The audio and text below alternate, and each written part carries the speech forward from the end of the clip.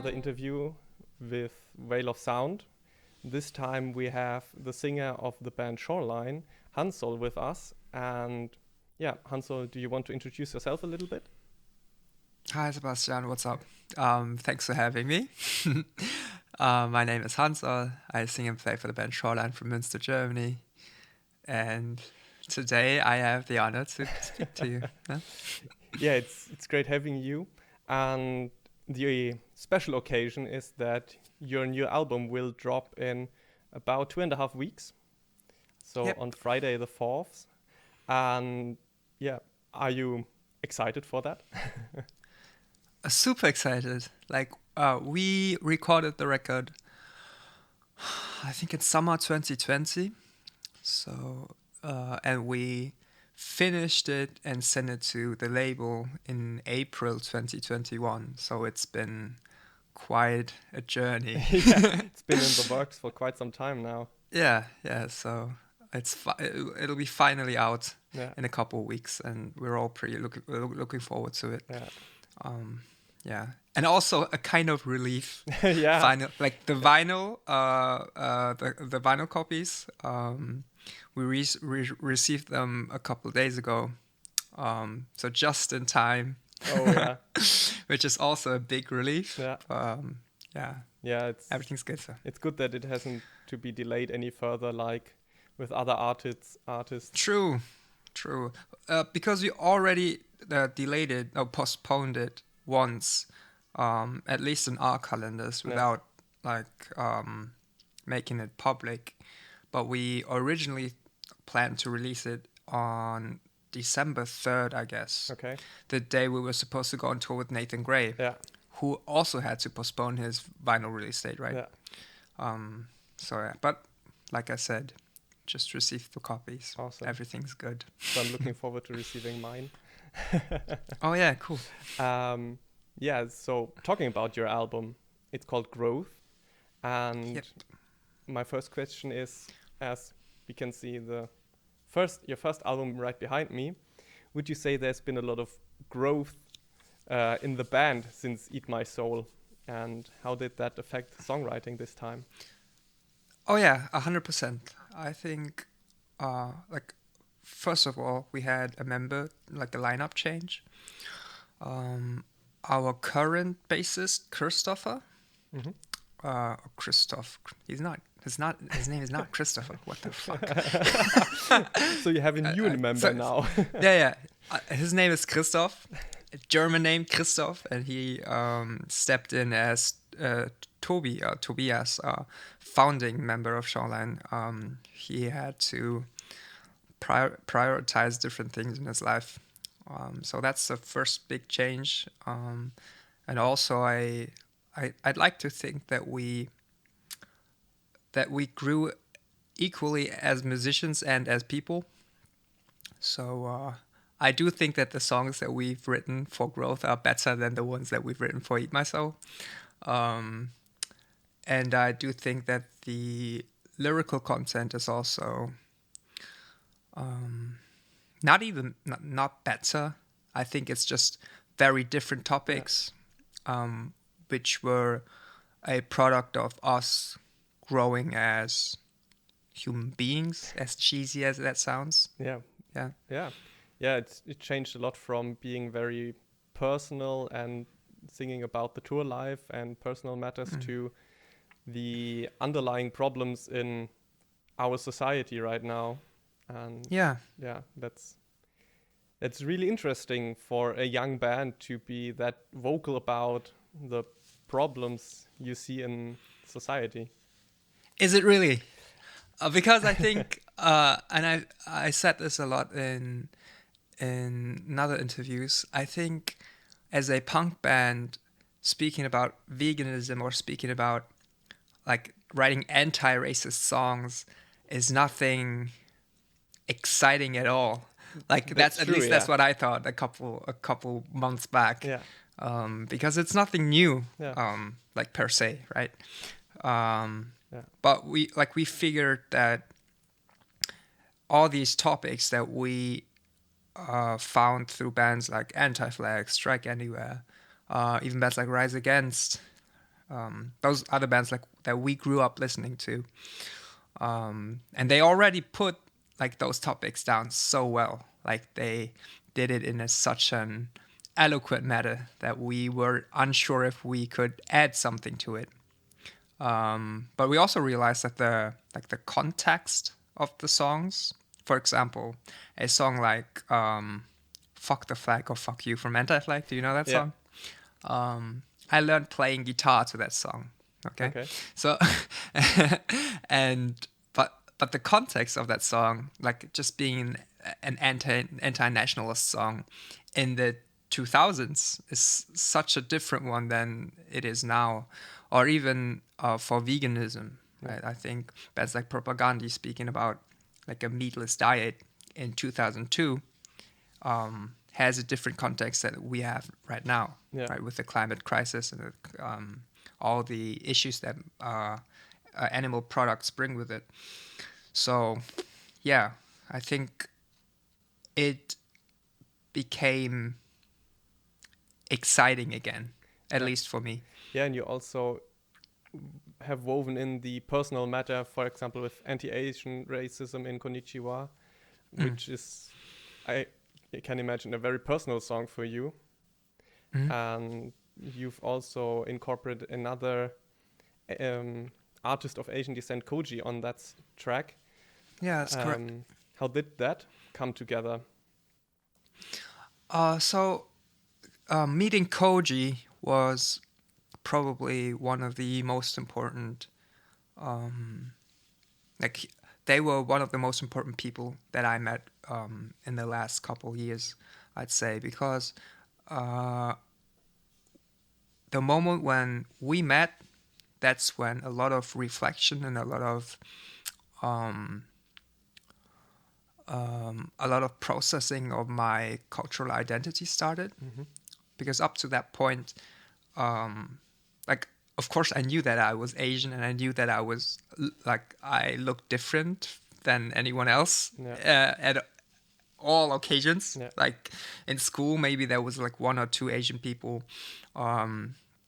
In bands, I knew no bands at all with like fellow Asian artists.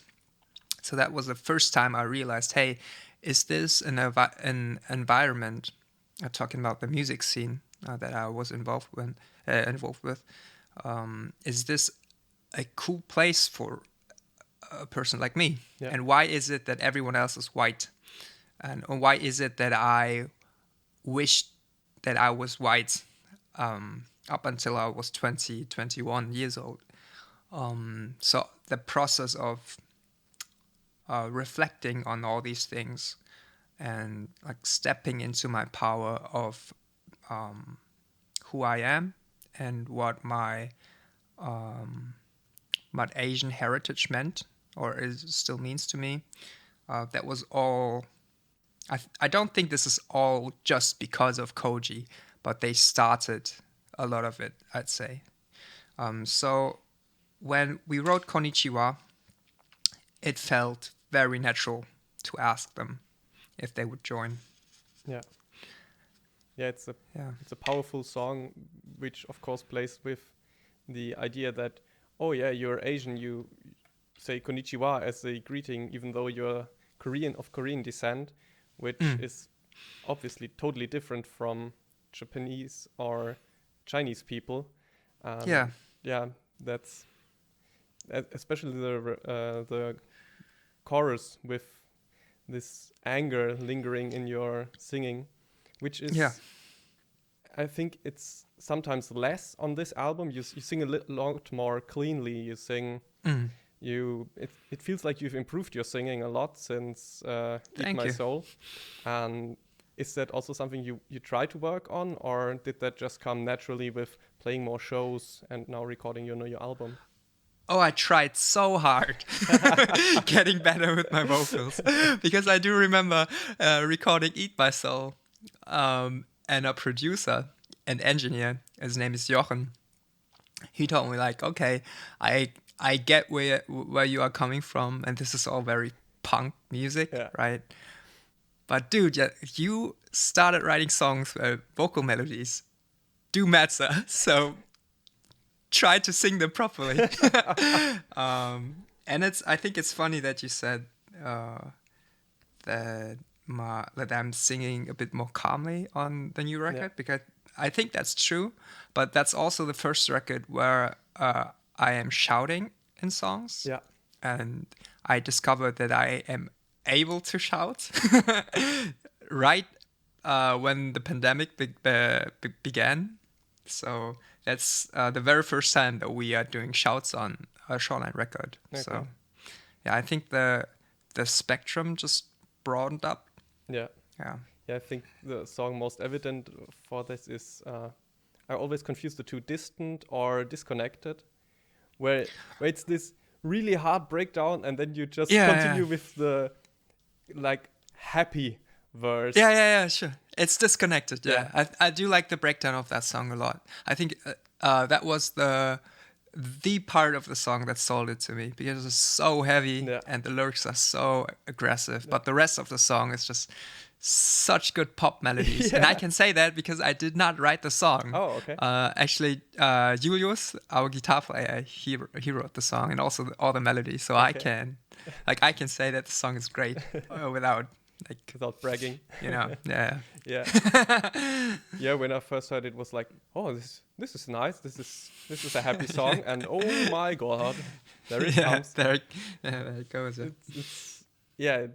fits really well within the album itself, which sounds a lot more, as you said, a little bit calmer. Eat My Soul was heavier in some parts, punkier, but it was pretty much all, well, not all the same, that sounds bad, but it was all within one genre per se, and now this time you've really branched out into different things. What were your bigger influences in writing Growth in comparison to Eat My Soul? We tried really hard not to reference other punk bands or other emo bands as much as we did on Eat My Soul. For example, the very first song is called I Grew Up on Easy Street, and that song is very heavily influenced by lo-fi rap. Okay. Or lo-fi beats. Do you know these 24-hour loops of lo-fi beats on YouTube? Music to study to. Exactly. Stuff, 100%.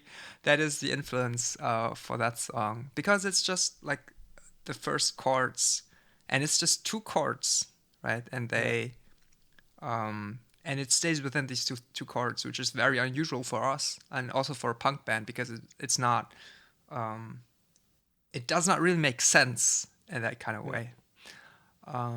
So we try to look into other genres that we do enjoy, for example, rap, a lot of pop music. So we put a lot of effort into top lines or vocal melodies. And quite often, I feel like the best vocal melodies one can find in pop songs still. Sure, yeah. Right? Because everyone is so focused on it. Yeah.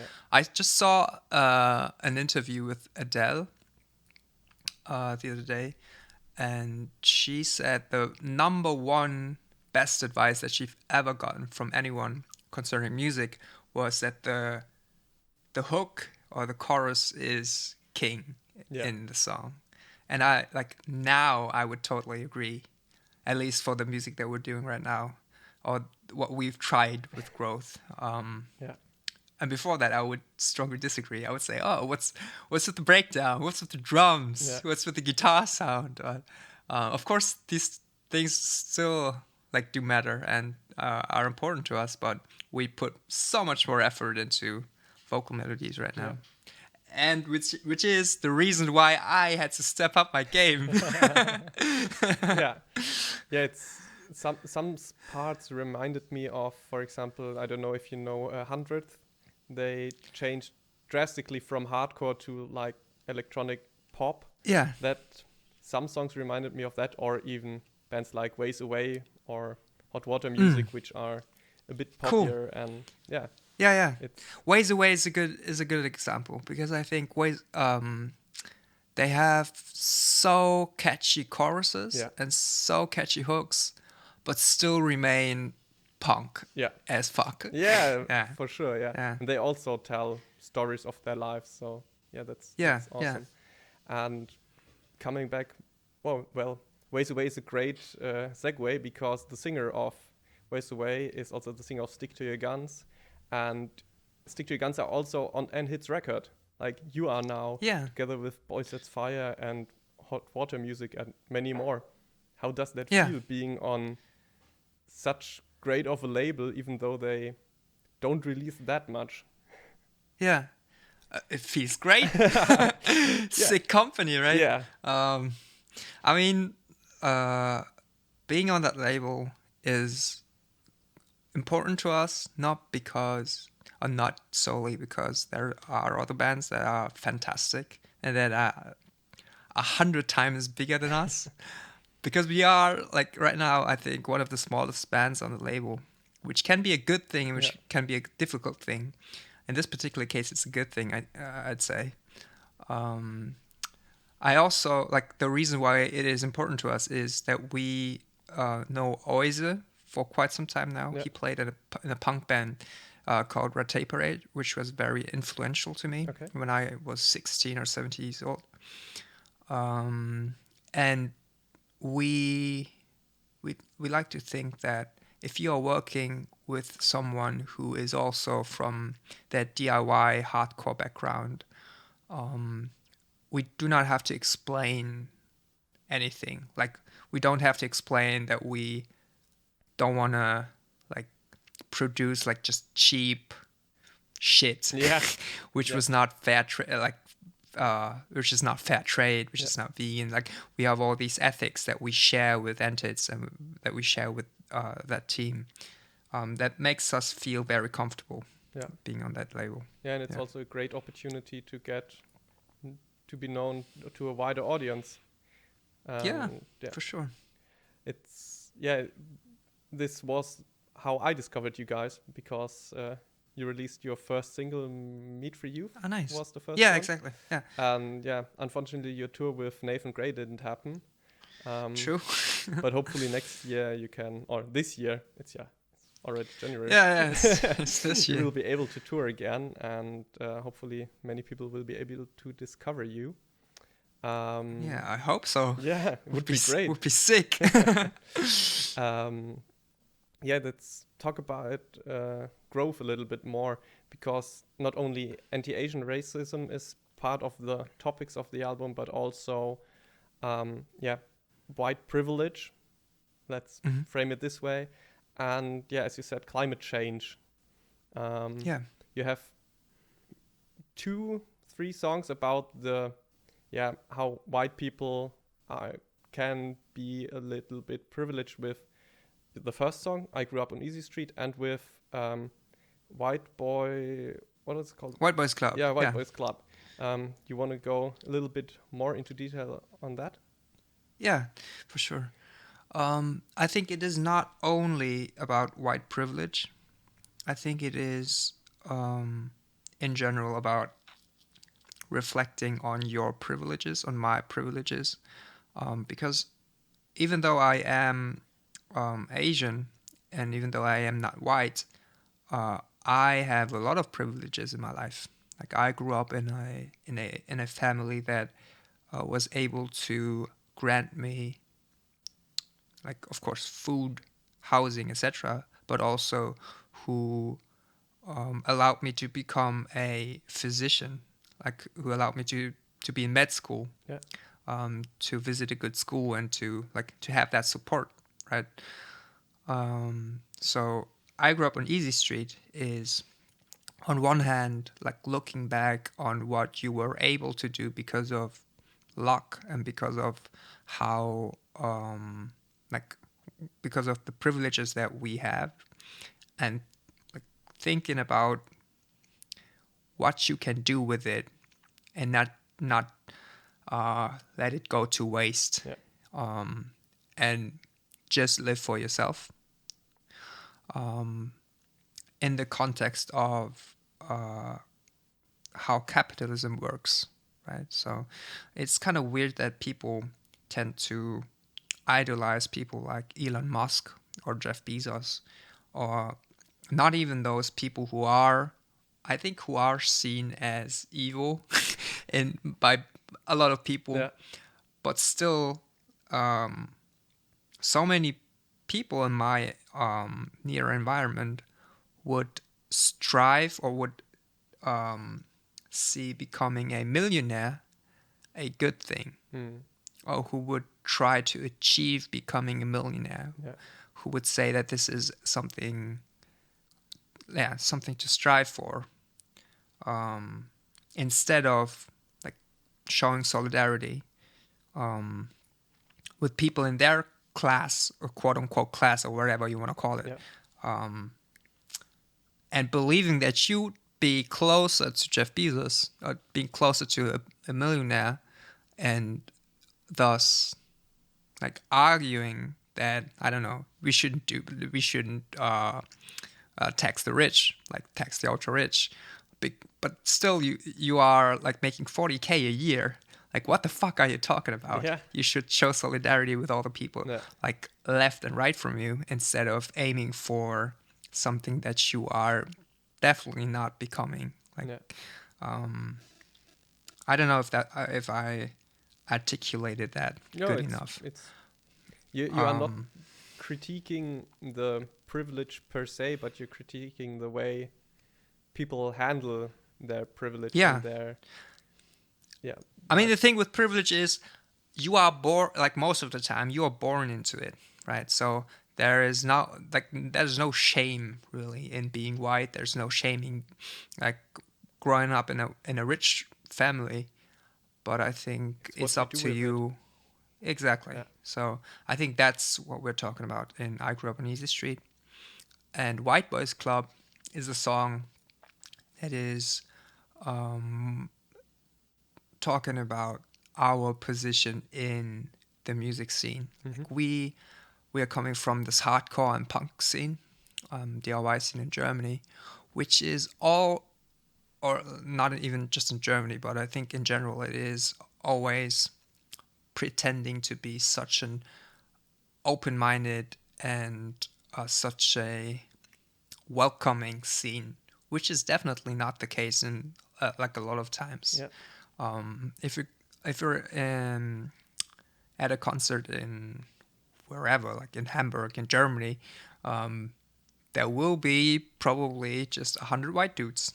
Yes. In front of the stage, and on stage is probably a band with a lot of dudes saying how the hardcore scene is so like tolerant. Yeah. So diverse. Right? Yeah, exactly. So I found myself at that concert, just looking around, realizing, okay, I'm a guy. Okay, I get it. Like I am part of the problem, but also I'm not, like, I'm the only non-white person in that room. Yeah. So something's wrong here, right? And White Boys Club is, again, like I'm repeating myself, I think it is a reflection of where you are at and what you can do to make it better. Yeah, I think that sums it up. Yeah. Yeah, it's really, it's very understandable if you look at festivals like Rock im Park, which had the discussion once again that they have, I don't know how many, but less than 10% of female-fronted bands or even bands with female band members. It becomes very evident that there is a problem and something that has to be addressed. I mean, like I said, and also I think we put it right in the song. We are part of the problem, but also I'd like to think that we are also part of the solution. Sure. Right? Yeah. Because a couple people view our band as a band that brings a bit more diversity, just because I am Asian. But also, if we're playing a show and there's only 3 bands and all bands, and it's an all-male lineup, I don't argue that, hey, we are a POC band, the rules of diversity don't apply to us because we are already making things better, right? So You are not the Joker card, so hey, we have yeah, an Asian singer, so yeah. everything's well now, isn't it? Yeah, I mean, some people might view it like that, or some like it's always difficult, right? It's like people could argue, okay, let's book Shoreline because they are not all white, which is fair, I guess, which is cool to me. Yeah. But also, like I said, like I am aware that I am a dude as well, Yeah. and that I am a cis dude. So yeah, Yeah. there's that. Yeah, people should, well, not, they should not use you as an excuse to book you though. So just so, oh, we are so diverse, we booked Shoreline, we don't like their music, but now we have an Asian dude there. Yeah, yeah. Yeah, but I mean, yeah, I would agree. Same for like festivals booking like bands with non-cis white dudes. But in the end of the day, like if that makes things more diverse, I don't give a fuck.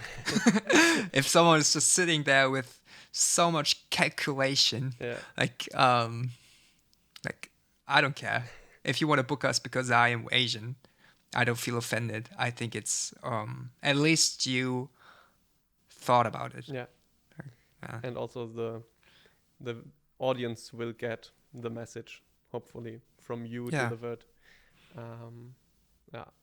And the other thing which we also touched upon is the climate change, which you or which is tackled in quite a few songs on your album. For example, in Meat for Youth, which was your first song, your first single you've released. Is that something that was with you for the longest time, or something that you've developed in the recent years, like in your teenage years or even later? Oh, I ate so much meat when I was young. And I was like a small kid eating chicken wings all day. Yeah. So there was a point where I decided to cut meat out of my diet, and I became vegetarian when I was 17 because of punk rock, because of bands like Rise Against. And then when I moved to Münster, I became vegan because I understood that if you are not eating meat because of ethical reasons, it is difficult not to cut out animal products like completely. So yeah, it's something. I think that's the case for most people, that it is a process that you're going through. Yeah. So I do not blame anyone who who is not through that process yet. And if someone has genuine interest in why I'm not eating meat, or why one would choose a vegan diet, and has genuine interest in talking about it, I am the last person who will be denying that person that conversation just because I've had that conversation so many times. Yeah, it's as long as you are not, there are some vegans which are the preacher type, which come to you and talk down to you that veganism is the answer to all problems. I think it's way more approachable if you, as Shoreline, sing about how meat and animal products are bad, and not you eat an egg for breakfast, you are evil. But I've been there, to be honest. Like, I've been that person. I've been so so difficult to deal with, because I can't, like, I do understand if you think that animals should be treated with respect, and if a living being who can feel, and just a sentient being who can feel pain and love, etc., etc., it overwhelms you when you see how much, like how fucked up the meat industry or like the dairy industry is, and seeing other people not giving a shit about it can be quite overwhelming. Sure, So sure. I do understand if people are angry and if people are preaching, Yeah. because like I said, I've been there. But then again, quite like you understand quite quickly that it is oftentimes more valuable to have a calm conversation Sure. and to be a bit more understanding. Yeah. Not to drive the people away instantly, and then the both arguments are just solid fronts where no concession can Yeah. be made. Yeah. Um, and yeah, that's a very hardcore way of thinking. Yeah. And yeah, I read you're also straight edge, which is also Yeah. a big topic in especially in the German culture. I myself get asked all the time, yeah, why don't you drink a beer? Come on, Yeah. it's much fun. Yeah, but I don't want to. And instead of accepting that, people always try to push you towards that. Yeah. I mean, I do not struggle with those kind of questions because I all my friends are cool, and I rarely get in the situation that other people are trying to pressure talk me into alcohol. Yeah, And even if that happens, and it has not happened for a long time, I'm chill. yeah, Because I like being straight edge is not nothing that I think about every day. Like it's just become second nature. yeah, So I don't know. Yeah, yeah. But I mean, yeah, being straight edge is maybe similar to being vegan, because there are people who are very militant about it. Like just walking around the streets, seeing someone drinking a beer, yeah, and shouting at them that they will fuck him up. But I've never been so hardcore with being straight edge. yeah, It's just it's always been just something that I decided for myself. yeah, And I guess comparing to being vegan, being straight edge is mostly a decision for yourself. sure, yeah, I'd say. of course, yeah. Yeah, but it ties all in with the culture thing, because not drinking alcohol and not drinking meat, I mean, it's two completely separate things, especially with the uh, aftermath one can have and has for our society. But the reaction you get from people are very similar to one another. It's always Yeah, the yeah. I would why. agree. Yeah. Yeah. Okay, now we've covered a lot of topics. Maybe my next question can bring us to another topic, because I wanted to ask you, do you have a favorite song on the album? It changes Okay. constantly. I think. Let me think about it. I do like the opener. Mm-hmm. I do like I Grew Up on Easy Street. Just because it is so different from what I've written before. Funny enough, that song does not have a hook. Yeah. That song does not have a chorus at all. But still, I do like how it is composed and how it turned out, because it turned out pretty much how I imagined it in my head when I first started writing it. And then probably Konnichiwa, just because not just writing the song was such a relief and such an important song for me, but also everything around it, like getting in touch with fellow Asian artists, speaking to Koji, speaking to people like Mike Park from Asian Man Records, who shared the single, or Lin from Bad Cop, like just connecting with Asian artists all across the world. That was a great experience. So I'm very grateful that that song allowed us to do that. Yeah, yeah, awesome. Also, the video is fantastic. It's Oh yeah, thank you, so well thank you. done. Yeah, I was surprised how cool it turned out, Yeah. because sometimes you have an idea for a music video and then you go through it and then you rewatch it and it's not so great. But for Konnichiwa, things turn out great. Yeah. Like, and that's a lot of credit for that goes to Mario from Farbton Videos. He's done all our music videos for this record. Yeah. And he's such a creative and such an intelligent filmmaker.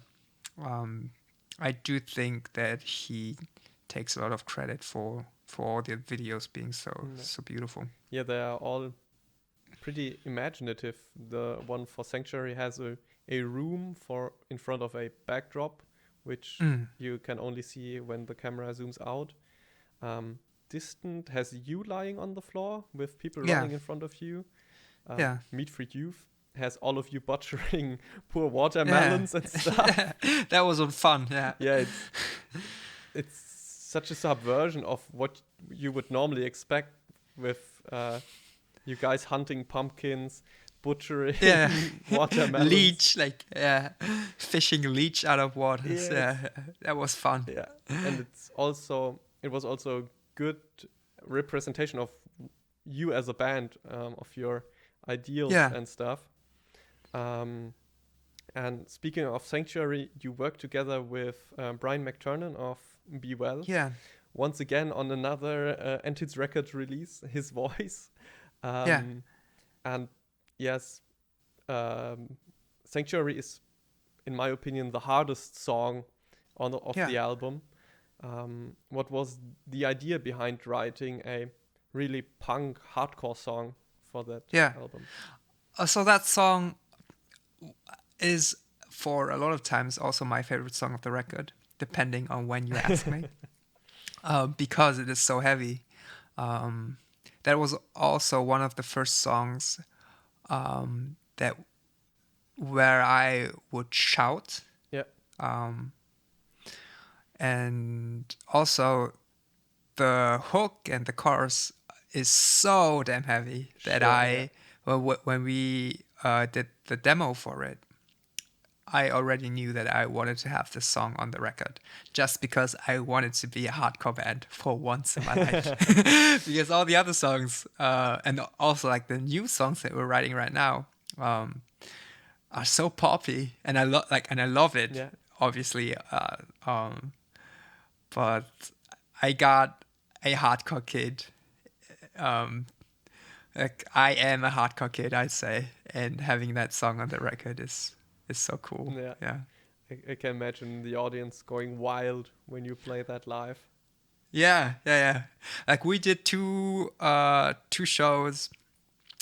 shows in fall last year, where shows were briefly something real.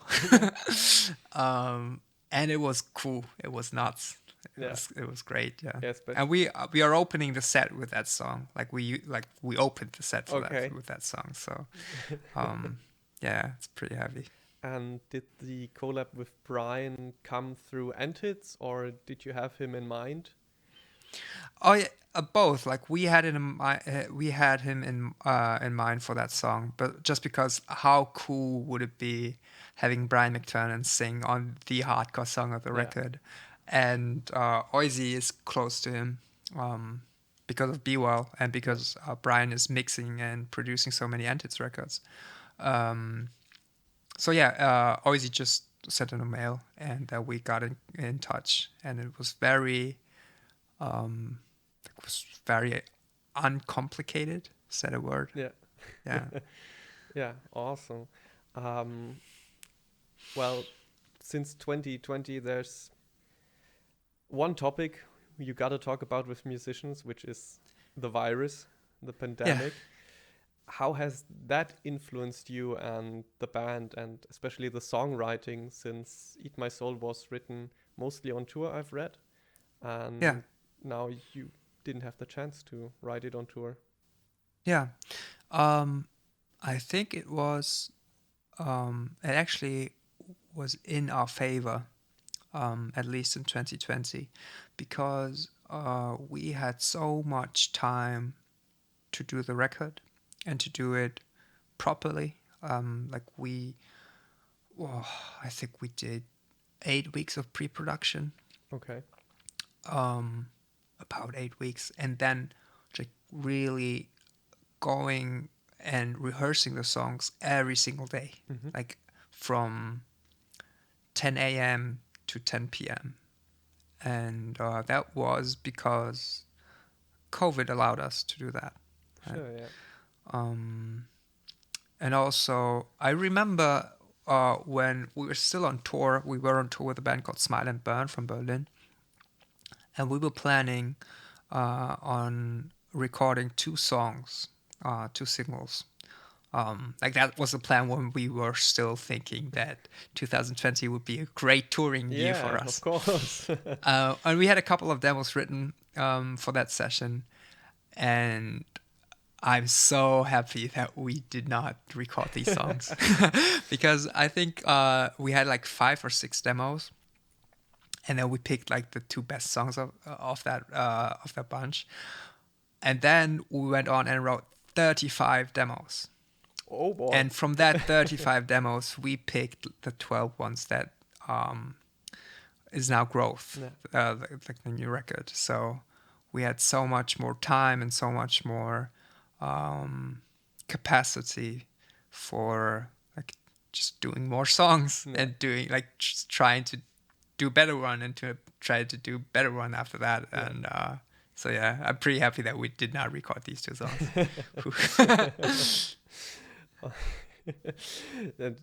And also I imagine you having 35 songs, just putting out a mediocre double album with 20 songs. Yeah. And trilogy, just like Green Day did. Yeah. Can come out good, but also it can be a mixed result. Yeah. One song title that struck me when I first read the song list is Raccoon City. Yeah. I love that song. Is that a reference to Resident Evil? It's not. It is not. Okay. Then a couple of people talked to me about it, and I was not even aware that this could be a reference. Oh, really? Okay. So, no. So what is the song about then for everyone listening? So, Raccoon City is about dumpster diving. We started dumpster diving, like Julius and I, with a friend of ours. His name is Merten, and he has so much more experience in dumpster diving than we do. For everyone who's not familiar with dumpster diving, it is literally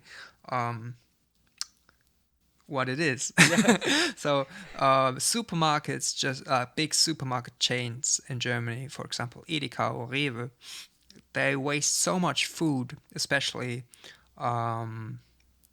like just fresh goods, like fresh produce, that goes to waste because imagine like a net of oranges with 5 oranges in it, and one is going apeshit, one is covered with just like shit because it's not good anymore, but the other 4 ones are completely fine, and they will throw the whole box away. Yeah. Right.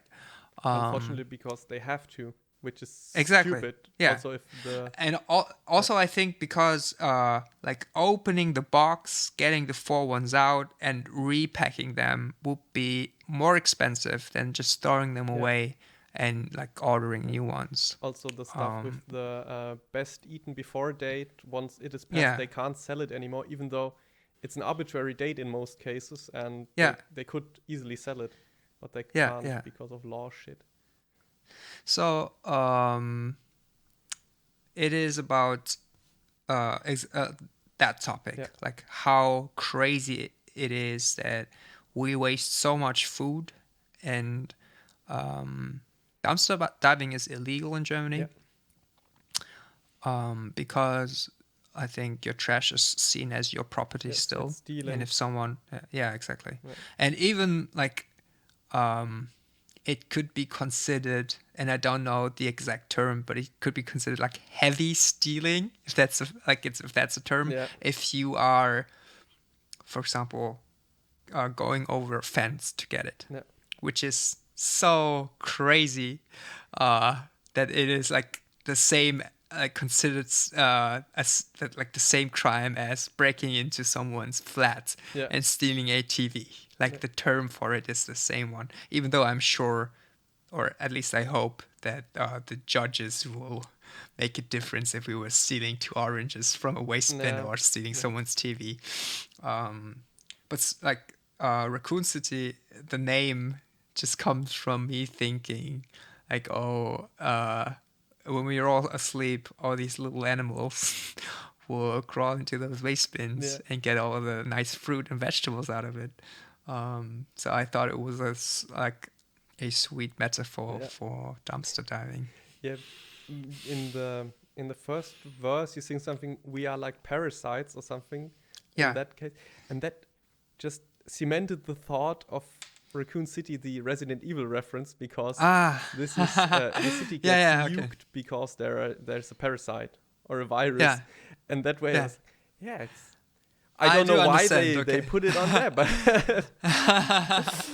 yeah. But do you think that the rest of the lyrics make it obvious enough that the song is not about Resident Evil? Yeah, because sure. Because if not, I just take it. Yeah.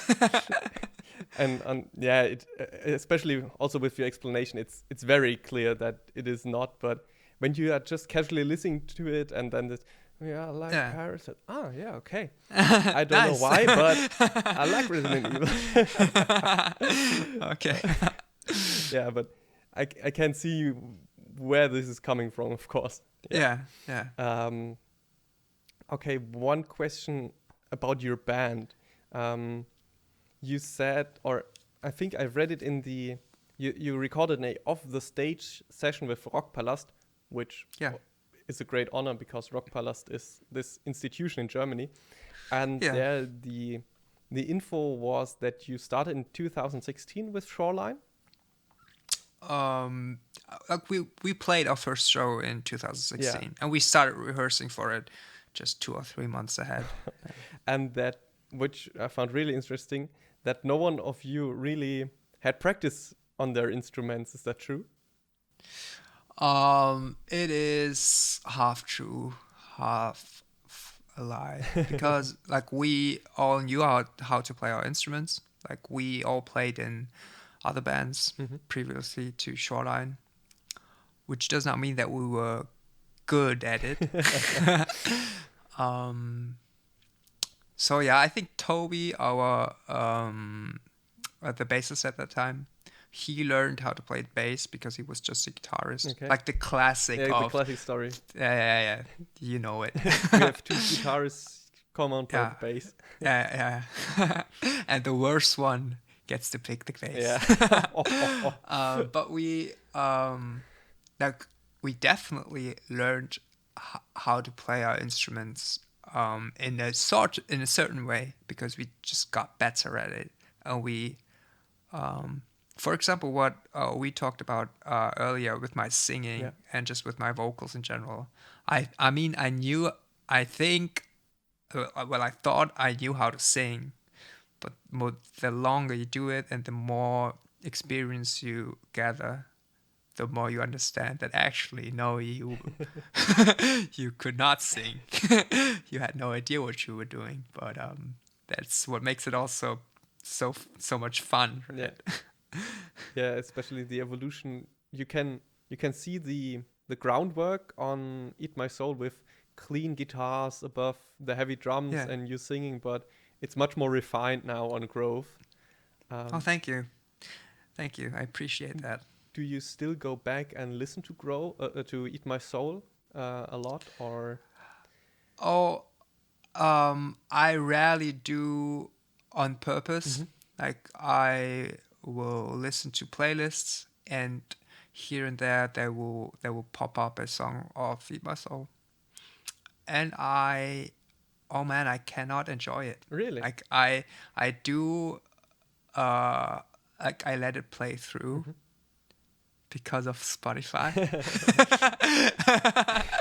But I heard these songs so many times, Sure. and I'm so sick of playing them or rehearsing them at Yeah. least when there is no audience to interact with, that I am not actively listening to those songs. Okay.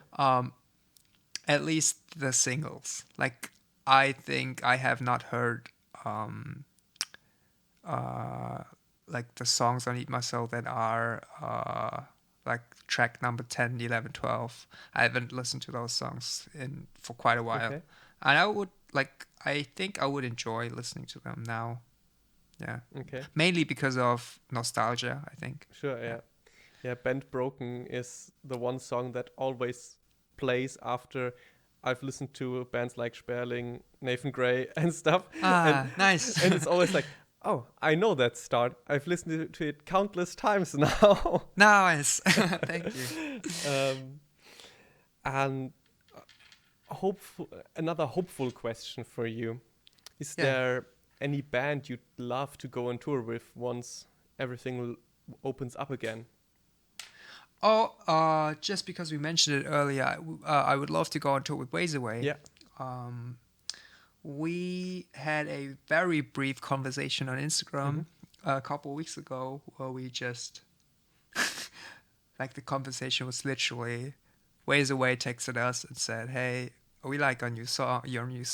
I texted him back and I said, hey, I love your new song. Yeah, well, let's go on tour together sometimes. And if that would happen, that would be sick. Yeah. But like, who knows if we would be on the list.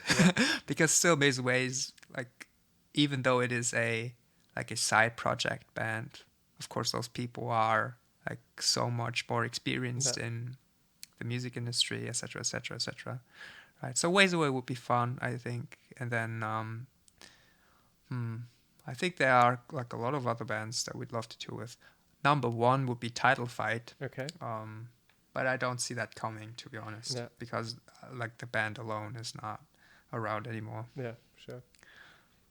Yeah. Ways Away just postponed their tour, which was planned for February. So maybe you can jump along on the new dates, which would be so great.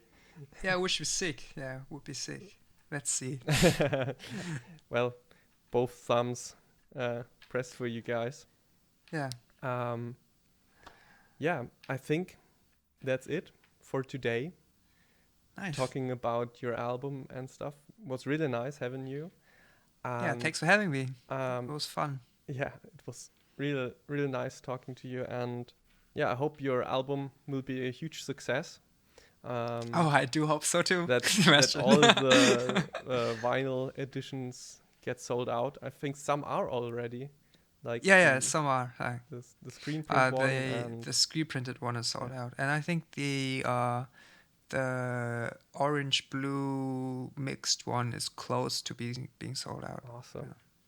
So yeah, hopefully you guys will have or when this interview comes out, have had a great release. Thank you. And yeah, all the best for your future, guys. Thank you. Thanks so much for having us. Bye. Stay safe. So.